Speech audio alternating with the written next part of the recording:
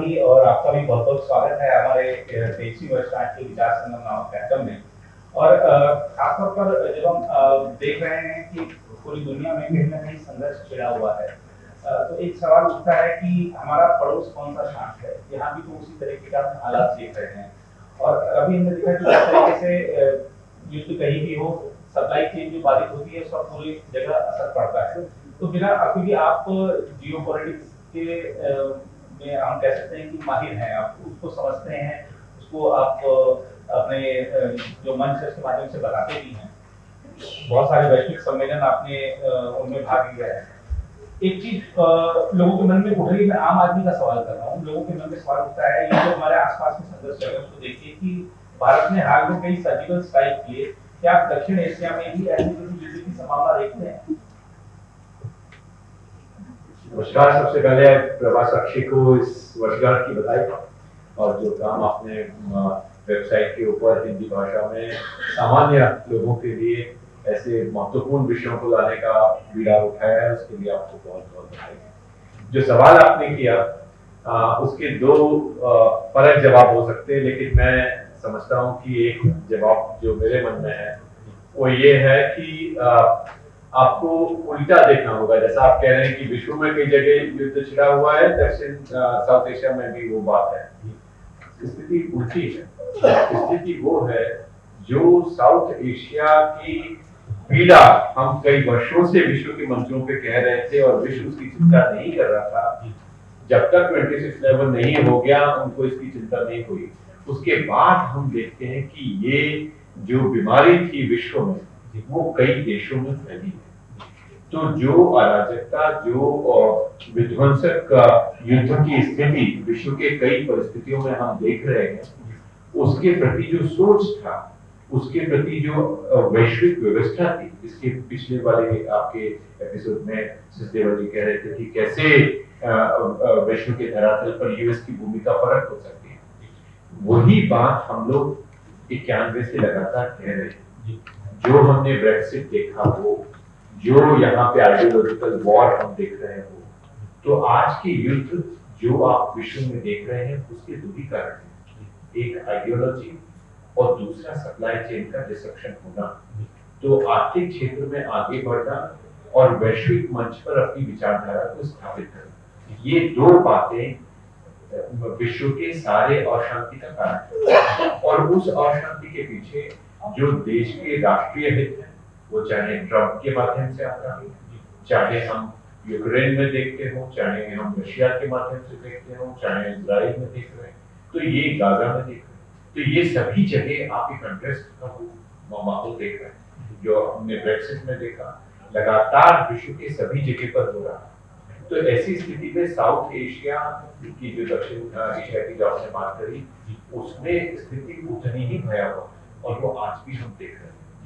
इसका एक बड़ा कारण चीन का लगातार जो विस्तारवादी नीति है, उसका एक प्रमुख कारण उनका व्यापार और व्यापार के साथ में जमीन और जमीन को बढ़ाने करना, जो उनका अधिकार है उसको बढ़ाने करना, चाहे वो फिलीपींस में हो रहा हो, चाहे हमारे क्षेत्र में हो रहा हो, या दूसरे छोटे कई ऐसे आइलैंड्स हैं जिनके बारे में अखबारों में आता भी नहीं, लेकिन हम लोग जो उस ग्रुप्स के साथ जुड़े हुए हैं वो अलग अलग आइलैंड्स का हिसाब रखे हुए हैं कि कहाँ कहाँ पर चाइना और यूएस का, चाइना का और फ्रांस का फिजिकल कॉन्फ्रंटेशन हो, जिसको मीडिया पकड़ भी नहीं पाता है क्योंकि वो आइलैंड्स बहुत छोटे हैं, कहीं दूर। तो ये स्थिति काफी चिंताजनक है और उसका बड़ा कारण यह है कि विश्व ने एक लंबे समय जो लगातार हम लोग बात करते रहे उसको नजरअंदाज। सर, मेरा सवाल की चाइना की बात आई है, तो हम चाइना का वहाँ पर तो बहुत बड़ा क्षमता के साथ मुकाबला कर पा रहे हैं।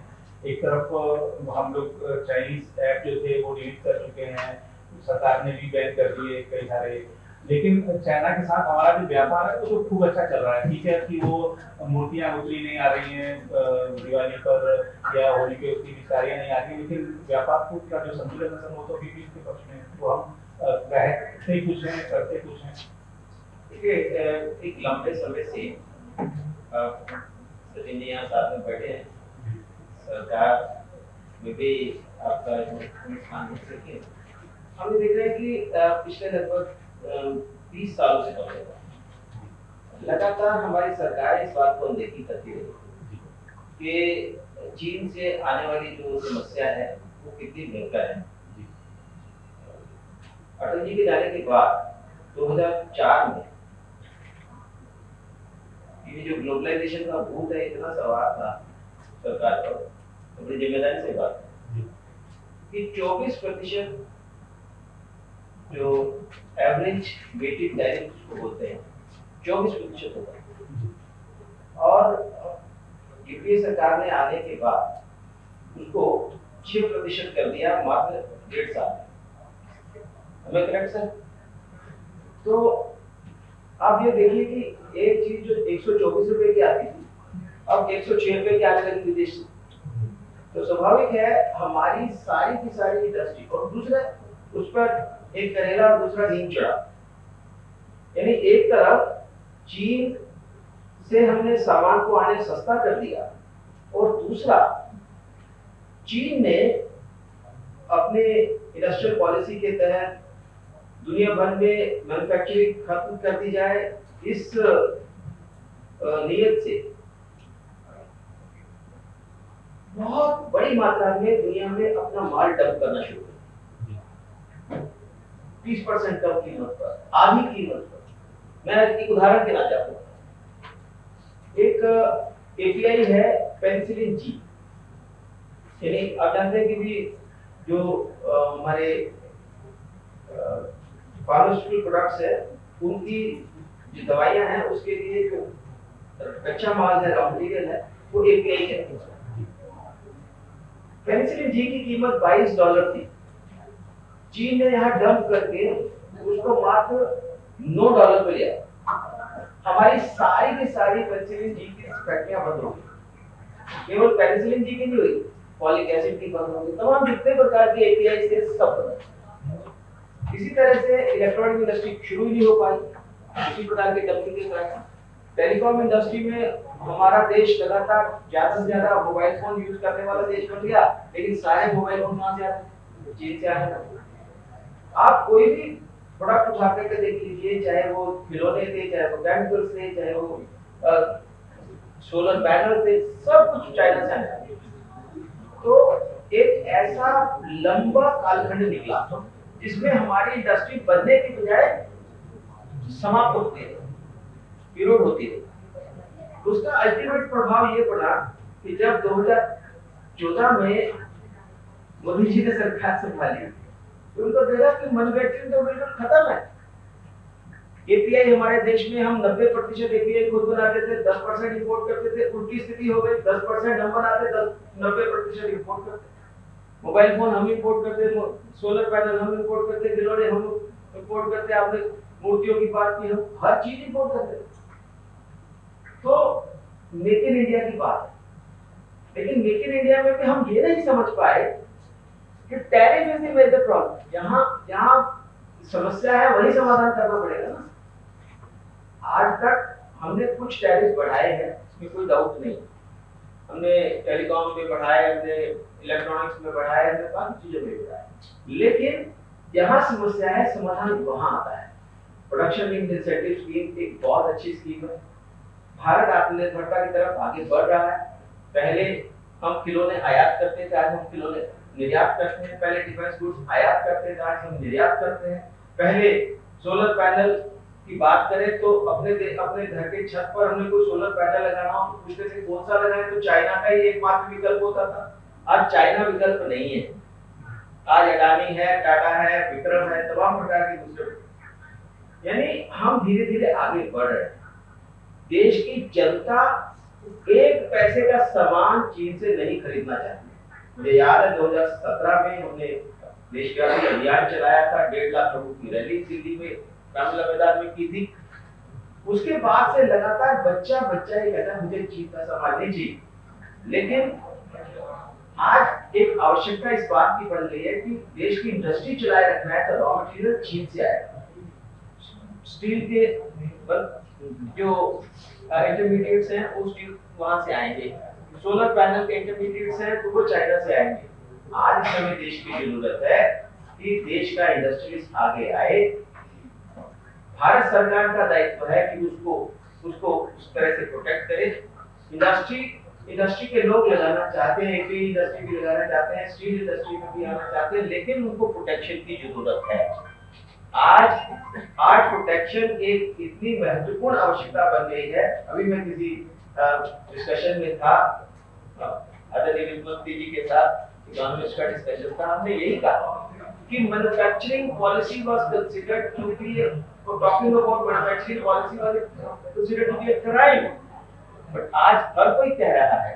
तो इसलिए इसका उत्तर देश में एक सफल मैन्युफैक्चरिंग पॉलिसी का होना, जिसमें हम टैरिफ को भी सोचे, नॉन टैरिफ बैरियर्स के भी बारे में सोचे, हम देश में मैन्युफैक्चरिंग को आगे बढ़ाने के बारे में सोचे, देश को आत्मनिर्भर भारत कैसे बनाया जाए।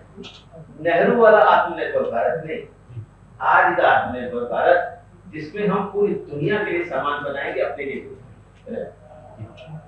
सर, मेरा सवाल अगला आपसे है कि खासतौर पर जिस तरीके से भारत ने वैश्विक मंचों पर ग्लोबल साउथ की आवाज को उठाया, उनकी जरूरतों को रेखांकित किया, उससे आपको लगता है कि कोई सकारात्मक असर गया है या ऐसा कुछ संदेश गया है कि भारत सुपर पावर बनना चाहता है तो दूसरे देशों की या एक खास क्षेत्र की आवाज उठा रहा है? तो इसको कैसे देखते हैं? क्या हम ऐसे जो देश जिनको सुना नहीं जाता था, क्या उन्हीं लोगों की आवाज सुनाकर विश्व गुरु बनेंगे? देखिए, दो बातें हैं इसमें। पहली बात यह है कि जैसा भी कह रहे थे कि हमारा विकास का जो एक मॉडल निकल करके आ रहा है 2014 के बाद से, लगातार हम कई मंचों से उसकी चर्चा भी कर रहे हैं, जिसमें हम इकोनॉमिक रिफॉर्म्स और उसका सीक्वेंसिंग भी ऐसा जहां पर हम ये समझ सकें कि किस समय पे हमको एफडीआई के लिए उसको खोलना है, किस समय पर कौन से सेक्टर को सामने लेकर के आना है, कहाँ पे हमें टैरिफ बढ़ाने हैं, कब और कैसे टैरिफ को कम करना है। ये इंस्ट्रूमेंट सरकार के हाथ में अमूमन विश्व में सबसे उपलब्ध नहीं है। अभी जब हम विकास की बात कर रहे हैं तो 3 तरह की कठिनाइयां हमारे सामने है। सबसे पहला, जो विश्व मंदी के दौर से गुजर रहा है, उसमें लगातार मल्टीलैटरल इंस्टीट्यूशंस के पास में लिक्विडिटी पैसा नहीं जो लोगों को उपलब्ध करा सके। दूसरा, कार्बन फुटप्रिंट, पर्यावरण की चिंता। और तीसरा, विकसित राष्ट्रों में जहां हम एक आशा की किरण देखते थे, जहां एक सहयोग की बात होती थी, वहां अब इंटरनल टर्मोइल शुरू हो गए, चाहे यूके हो, चाहे यूएस हो, चाहे यूरोप हो, कनाडा हो, सब जगह, जापान, सब में अपनी अपनी प्रॉब्लम शुरू हो गई। तो ऐसा आपके साथ वैश्विक स्तर पर कोई हाथ पकड़ के चलने वाला देश ऐसा नहीं था। ऐसे में नेतृत्व तो हमें खुद संभालना होगा। और इस समय पे जो फैक्ट्स हमारे सामने हैं, और आज नहीं पिछले 5 साल से हम लगातार देख रहे हैं कि भारत विश्व की सबसे तेजी से बढ़ती हुई अर्थव्यवस्था है। इस तेज रफ्तार में हम एक्सक्लूजन न करें, इंक्लूजन करें, सबका साथ सबका विकास, जो प्राइम मिनिस्टर बार बार कह रहे हैं, तो वो मॉडल हमने G20 के माध्यम से 2023 में सामने रखा।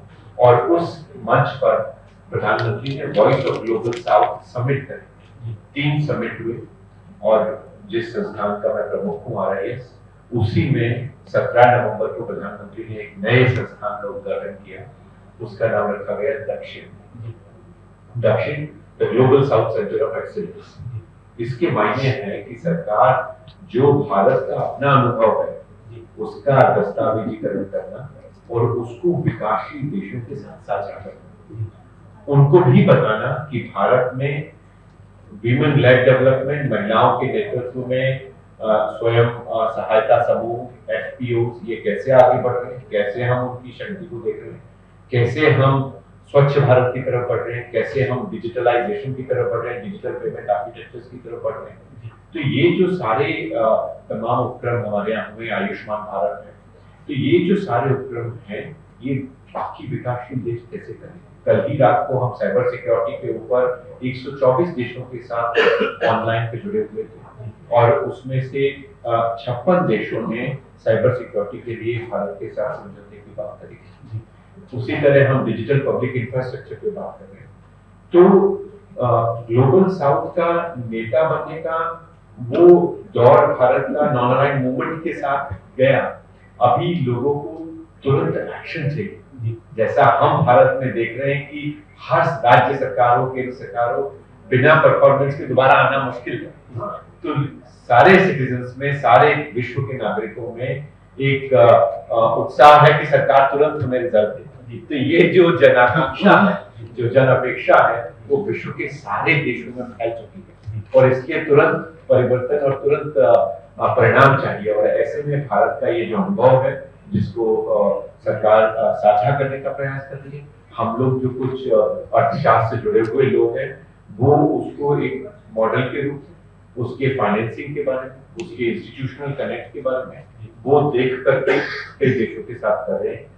जो भारत ने 3 सम्मेलन किए, ये तीनों सम्मेलन में एक नई बात जो प्रधानमंत्री ने रखी वो कहा कि आप इसका आकलन करके करें चीन के साथ क्या हो रहा है। बेल्ट एंड रोड इनिशिएटिव में जो कंट्री आते हैं थोड़ी देर बाद ही वो हाथ ऊंचे करके भागना शुरू कर देते हैं, चाहे आपने देखा नेपाल में, बांग्लादेश में, श्रीलंका में, मलेशिया में। तो प्रधानमंत्री ने कहा कि RIS एक थिंक टैंक है और आप इतना करिए कि आप दूसरे देशों के थिंक टैंक्स के साथ जुड़िए। तो हमारे भारत के सारे मिशंस को कहा गया कि वो उस देश के थिंक टैंक्स के बारे में वहां की सरकार से पूछें। ऐसी सरकारों ने हमको वो थिंक टैंक्स की लिस्ट दी। 374 थिंक टैंक्स की लिस्ट तैयार हुई। 374 में से 212 थिंक टैंक्स के साथ हमारे MOUs हो गए।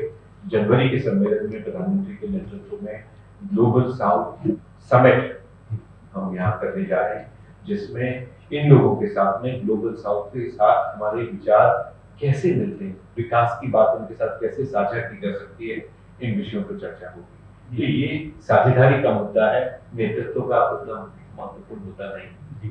आपने जो ग्लोबल साउथ की बात तो करी है, मैं एक बहुत सामान्य जनता का प्रश्न होता है, थोड़ा सा राजनीति है इसमें, लेकिन मैं चाहूँगा संक्षेप में आपका वैसे लोगों को समझाएं कि हम देखते हैं कि प्रधानमंत्री आज उस देश की यात्रा पर रवाना, आज इन देशों की यात्रा पर रवाना, ये देश में प्रधानमंत्री कोई 40 साल बाद गए, 50 साल बाद गए, तो एक छवि बनाई जाती है कि ये तो बाहर रहते हैं। देश को क्या फायदा हो रहा है, संक्षेप क्या होगा? असली में मुझे आज आपके कार्यक्रम के समय का अंदाज नहीं था, तो मैं अपनी पावर पॉइंट बना के लेके आया था और उसमें मेरे ख्याल से करीब 52 स्लाइड्स थी। उनमें से कुछ स्लाइड्स ऐसी हैं जिनमें इसका जवाब आपको मिलता। देखिए, जो परिवर्तन हम अंतर्राष्ट्रीय स्तर पे देख रहे हैं उसमें से कई परिवर्तन और कई यात्राएं कई संदेशों के साथ है। मैं आपको 2 उदाहरण देकर अपनी बात समाप्त करूंगा। अगर आप देखें प्रधानमंत्री की ग्रीस की यात्रा, जो भारत के किसी भी प्रधानमंत्री की पहली यात्रा थी, बड़ा मीडिया ने उसको प्रचारित किया, प्रसारित किया, लेकिन प्रधानमंत्री ने ग्रीस जाने का क्यों तय किया, इसकी गहराई में जाने की आवश्यकता है। और उसको अगर एक बात एक सेंटेंस में मैं कहूँ तो ग्रीस की और टर्की की बड़ी पुरानी राइवलरी है। जिस ढंग से टर्की ने पीछे एक पर्टिकुलर धर्म के साथ जुड़ करके अर्थव्यवस्था को आगे बढ़ाने का काम किया, उनके फंडामेंटलिस्ट फोर्सेस को आगे बढ़ाने का काम किया, उनको एक साफ और सीधा संदेश देने की आवश्यकता थी। इसलिए अगर आपको याद हो कि IMEC जो हमने अनाउंस किया, India middle east Europe economic corridor, ये हमारा सीधा जवाब है उन लोगों को जो गलियारों की बात कर रहे हैं, तमाम तरह के कॉरिडोर की बात कर रहे हैं। तो ये जो उनके इनिशिएटिव्स हैं उसको सीधा और करारा जवाब है हमारा। तो IMEC का अंत कहाँ होता है? ग्रीस में जाके होता है। और हमने जॉर्डन से ही अपना रास्ता बदल दिया, हम टर्की की तरफ गए। तो हमने इंडिया, UAE से सऊदी अरेबिया, सऊदी अरेबिया से हम जॉर्डन, जॉर्डन से इजराइल और इजराइल से ग्रीस। ग्रीस में हमारे इन्वेस्टमेंट हुए, आपको बहुत जल्दी ही पता चलेगा। भारत ने वहां पर 2 महत्वपूर्ण पोर्ट्स में हमारा इन्वेस्टमेंट किया है और उनके साथ मिलकर के बड़ी साझेदारी हम यूरोप में कर रहे हैं। तो ये एक महत्वपूर्ण थी, वो यात्रा का परिणाम आज देश में तो ये महत्वपूर्ण है। अभी दूसरा आपने देखा होगा, प्रधानमंत्री जब ब्राजील से लौटे तो नाइजीरिया गए। नाइजीरिया में जाने का क्या कारण? अगर आप देखेंगे तो वैश्विक स्तर पे यूरोप ने साउथ अफ्रीका को अफ्रीका में से उठा करके मंच पर लाके बिठाया है। साउथ अफ्रीका कई जगह पे है जी, लेकिन अगर आप आर्थिक व्यवस्था की दृष्टि से देखें तो पूरे अफ्रीका में नाइजीरिया सबसे बड़ी अर्थव्यवस्था है, सबसे महत्वपूर्ण और सुदृढ़ व्यवस्था है, जो लगातार उन लोगों के साथ संघर्ष कर रही है जो किसी एक पर्टिकुलर धर्म के साथ जुड़ के फंडामेंटलिस्ट फोर्सेस को आगे खा रहे हैं, तो वहाँ की सत्ता उससे लड़ रही है।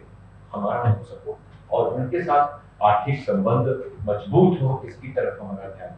तो इसलिए वहाँ की यात्रा, तो ऐसे कई संदेश उनकी कई यात्राओं से, देशों के चुनाव से और वापस आने और जाने के मार्ग से, क्योंकि G20 की मीटिंग में तो जाना ही था, कौन सा मार्ग चुने, कौन सा देश चुने और क्या संदेश देने की आवश्यकता है, कैसा प्रायोरिटाइजेशन हो। आपने देखा होगा बीजेपी के प्रधानमंत्री गए और सीधे प्लेन से जो लोग इन देशों की यात्रा करते हैं जानते हैं कि अगर आप लैटिन अमेरिका जा रहे हैं तो आप यहाँ से यूरोप जाएंगे और यूरोप से फिर आप लैटिन अमेरिका जाएंगे। उन्होंने बदला, वो अफ्रीका गए और अफ्रीका में भी ऐसे देश में गए जहाँ पे गए। चर्चा के समापन की हालांकि वैसे मुझे करना पड़ेगा, लेकिन सर मैं जल्दी से आपसे एक प्रश्न मेरे मन में बहुत देर से और घूम रहा था कि हमने ये वोकल फॉर लोकल का नारा दिया था, कुछ लाभ हुआ हमारे देशी उद्योगों को? संक्षेप देखिए, सोच बदली। पहले हम कोई चीज के बारे में सोचते थे तो एमएनसीज का प्रोडक्ट होता है वही उसी के बारे में सोचते थे, कोई बड़े कॉर्पोरेट्स के प्रोडक्ट्स के बारे में सोचते थे। आज हम बात करते हैं तो वन डिस्ट्रिक्ट वन प्रोडक्ट की बात करते हैं। आज हम बात करते हैं तो कहते हम देश के जो छोटे कारीगर हैं उनके आगे बढ़ाने का काम करें, उसके बारे में सोचते हैं। सोच बदलती है। जब भी नेतृत्व कोई संदेश देता है तो उसके कारण बदलाव आता है। हमने मेक इन इंडिया की बात की तो ध्यान में आया कि मेक इन इंडिया तभी हो सकता है जब चाइना को बाहर किया जाए। हमने आत्मनिर्भर भारत की बात की और ये देखिए कि एक समाज में और देश में एक आत्मविश्वास भी खड़ा होता है। मैं 2-3 मिनट उसके लिए लूंगा कि आत्मविश्वास कैसे, जब कोविड का प्रकोप आया तो पूरी दुनिया के लोग घबरा गए। यूरोप में डेड बॉडीज पड़ी हुई हैं, कोई देखने वाला नहीं, इलाज नहीं हो रहे। उनकी सारी की सारी जो दम्भ था कि हम we are the best health system in the world, वो सारा दम्भ टूट गया। हमने न केवल अपने लोगों का इलाज बेहतर तरीके से किया, हमने मेडिकल इक्विपमेंट्स भी अपने देश में बनाना शुरू किया। जब कोविड आया तो ऐसा लगा कि हमारे पास फेस मास्क नहीं है, पीपीई किट्स नहीं है, वेंटिलेटर्स नहीं है। मुझे याद है वेंटिलेटर्स नहीं है ऐसी बात कभी किसी ने कही तो तुरंत किरण मजूमदार-शॉ ने ट्वीट करके कहा कि what are you talking, we are manufacturing 5000 ventilators in a month. Question was asked कि वो जाते कहाँ हैं? तो पता चला कि हमारे जो ब्यूरोक्रेट्स हैं वो भारत में उन वेंटिलेटर्स को खरीदने नहीं देते। वो अफ्रीका में जाते हैं क्या, नाइजीरिया में जाते नहीं, पूरे यूरोप में जाते हैं। We are producing such a good quality products कि वो दुनिया भर में बेचे जाते हैं, लेकिन यहाँ नहीं बिकते हमारे उन ब्यूरोक्रेट्स के कारण। तो हमने एक चैलेंज दिया कि देश को 50,000 वेंटिलेटर्स की जरूरत है। मैंने उनको कॉल किया जो कंपनी बनाती थी, उसका नाम है स्कैटरे, उसके मालिक हैं एल्वा विश्व प्रसाद मैसूर से। उन्होंने कहा भाई साहब ऐसा करो कि मैं आपको 2 महीने में 50,000 वेंटिलेटर बनवा दूंगा। मैंने कहा वो कैसे होगा? तो भाई हम अपने आप डिजाइन दे देंगे, महिंद्रा को बाकी लोगों को बना देंगे। We did that. और within 2 months we manufactured 60,000 ventilators. And जो 10,000 वेंटिलेटर्स बच गए उनको एक्सपोर्ट नहीं करने देती थी सरकार, क्योंकि एक्सपोर्ट पर बैन लग गया था। तो बाद में कितनी क्विकली इस काम को किया गया, मुझे याद है कॉमर्स मिनिस्ट्री ने 2 घंटे में वो बैन उठाया और हमने पूरी दुनिया को वेंटिलेटर सप्लाई किया। तो एक कॉन्फिडेंस आया है देश में कि अगर ये समस्या आती है तो अमेरिका में अभी भी 30% वैक्सीनेशन रेट है, हमने 100% को वैक्सीनेट किया है। इसलिए नहीं कि उनके पास वैक्सीन नहीं है, इसलिए कि उनकी जनता में विश्वास नहीं है कि वैक्सीन ठीक है। हमारी जनता ने फॉलो किया, नेतृत्व को फॉलो किया, और हम जब पार्टी कर रहे थे सब लोग, वो अभी भी कोरोना में फंसे हुए थे। बहुत लंबे समय तक वो कोरोना के प्रकोप से में रहे। हमारा देश सबसे पहले कोरोना के प्रकोप से बाहर आया, लेकिन हमें बदनाम करने का प्रयास लगातार चलता रहा कि आप झूठ बोल रहे हो, आपकी डेथ रेट बहुत ज्यादा थी। किसने कहा हमारी डेथ रेट ज्यादा? हमारे डाटास हैं, वो डाटा जो है वो हर चीज का डाटा बहुत ट्रांसपेरेंट है, कोई छुपा हुआ थोड़ी। तो दुनिया भर के लोग हमें इस तरह से करते रहेंगे। अभी वर्ल्ड डेवलपमेंट रिपोर्ट आई, अरे आप क्या कर सकते हो, आप बड़ो हाथ कर रहे हो, भारत की बात कर रहे हो, विकसित देश बनाने की बात कर रहे हो, 75 साल तक आप अमेरिका के 1/4 तक नहीं पहुंच सकते। कहने लगे, वर्ल्ड डेवलपमेंट रिपोर्ट में लिखा गया है कि आप लोग सबसे बड़ी गलती ये कर रहे हो कि अपनी टेक्नोलॉजी विकसित कर रहे हो। उनको कोई समझाए कि हमने अपनी टेक्नोलॉजी विकसित करके चांद के उस स्थान पर पहुंचे जहां कोई नहीं पहुंच सकता। हमने अपनी टेक्नोलॉजी विकसित करके यूपीआई बनाया है जो पूरी दुनिया जिसको देख रही है। हमने अपनी टेक्नोलॉजी विकसित करके वैक्सीन बनाई है, हमने अपनी टेक्नोलॉजी विकसित करके 5G बनाया है, हमने अपनी टेक्नोलॉजी विकसित करके अपने देश के लोगों का उत्थान किया है, हमने अपनी टेक्नोलॉजी विकसित करके जब घर बनाए, जब पहले जब घर के लिए पैसा मिलता था लोग अपना उड़ा देते थे, आज घर बनते हैं तो GIS के सिस्टम के साथ बनते हैं कि किसको पैसा मिला, वो घर बन रहा है कि नहीं बन रहा, ये बात पूरे सिस्टम को पता होती है। और इसलिए हमने अपनी टेक्नोलॉजी विकसित करके जो काम किया है, ये बात वर्ल्ड बैंक को बताने की जरूरत है कि हमें समझाना बंद कीजिए, IMF को बताने की जरूरत है कि हमें समझाना बंद कीजिए, हम अपने देश को विकसित राष्ट्र बना के छोड़ेंगे 2022। धन्यवाद सचिन जी और अश्विनी जी। भू राजनीति और आयात निर्यात से जुड़े सभी पहलुओं को आपने बहुत ही स्पष्टता के साथ। जी जी जी बिल्कुल। सर मेरे बहुत छोटे से 2 सवाल हैं, क्योंकि आप लोग थिंक टैंक हैं और हम लोग कॉमन आदमी है, हमारी वहां तक पहुंचना।